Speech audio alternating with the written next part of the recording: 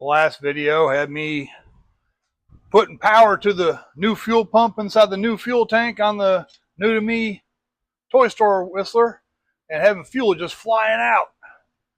I was thinking rusted through primary filter can. Went looked at it from the top, and so I didn't want to be on the bottom getting rained on by diesel. I found this brake. Oh, stand up without falling. Little focus right there. It's breaking the line. You can't even see it, but that's a break in the line. That's where the fuel was coming out. So copper line. There's a cross member for the radiator right here. So that's the paint matches. This thing is being stocked to that truck when it was painted desert tan from being, I think it was a 4-color truck, but 4-color camo truck. Anyway, that line's bad. And I know some of you are thinking, oh, put AN hosing on there. Yeah, I thought of that too. I don't have the right adapters. And in all honesty, once this thing starts, it's probably going to sit for a long time unless I need some parts off of it or decide to make it a running, driving truck that's legal. I don't need to put special stuff on there. What I also didn't have was the ends that screwed in that were on there. It's in frame. Yeah, it's in frame.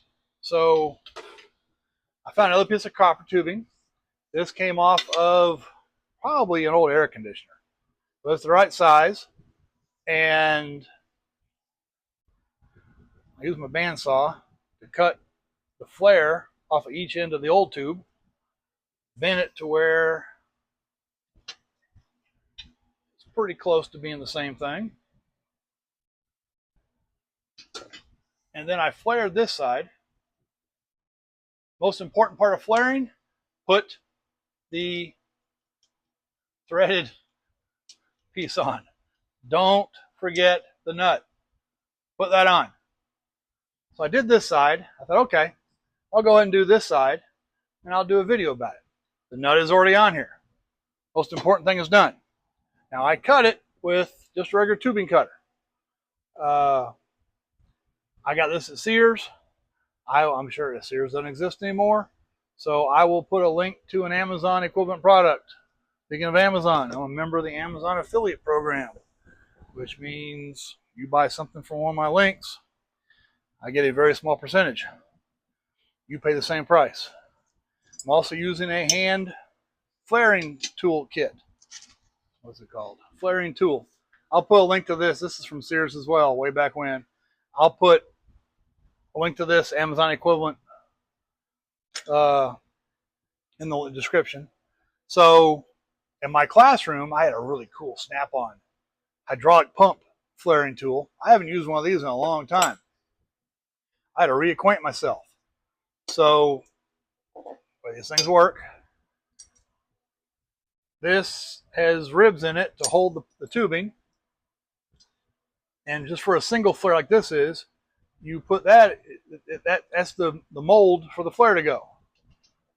So we're going to do, let's see which way we want to do it. We'll have it hanging out this way. We want to go on this way.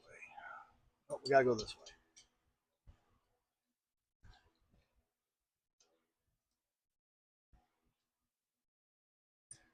And what you want to do, this is a 1/2-inch tubing, is line it up square so that the end, you see this, the end is even with the end there.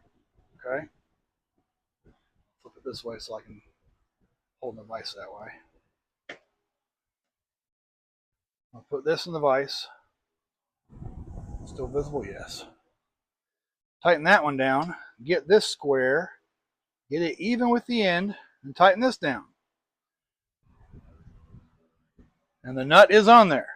Now what I found is I cannot tighten this enough by hand. So I use a 3/4 inch open end on the little wing nut and I tighten it down. Both sides. That's why I'm using the vise, because I can't hold it and do this at the same time.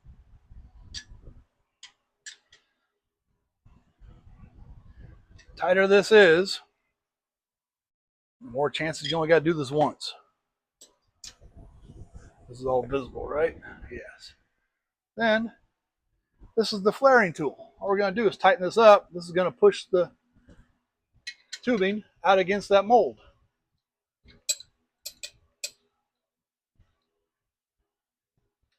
And just tighten it up.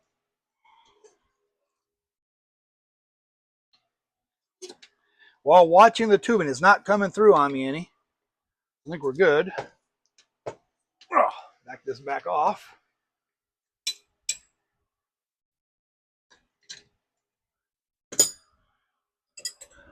That might not be enough of a flare. We'll see. Loosen this up. Loosen this one up. Like I said, the fancy hydraulic one I have in my classroom did this a whole lot better and easier. That's not much of a flare. So here's the flare I cut off. It just fits inside. Not enough. So I got to do it again. I'm going to reassemble the whole thing. I'm going to have it stick out a little bit more. Tighten it down. I imagine for the smaller sizes, that would be it, one and done.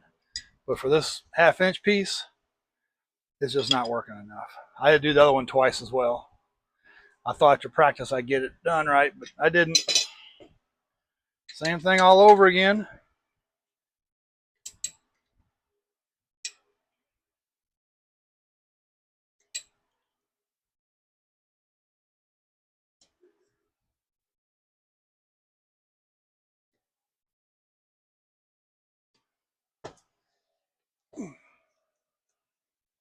Like I said, the hydraulic operated ones are nice, but they're expensive.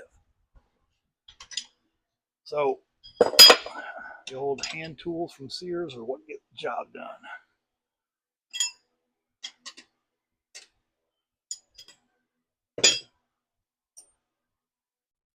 Let's see how that looks. There. We're almost the same size now. Okay. We just got to work this back up there. And voila. I have ready at both ends. New fuel line. So hopefully my next video is putting fuel to it and checking the filters.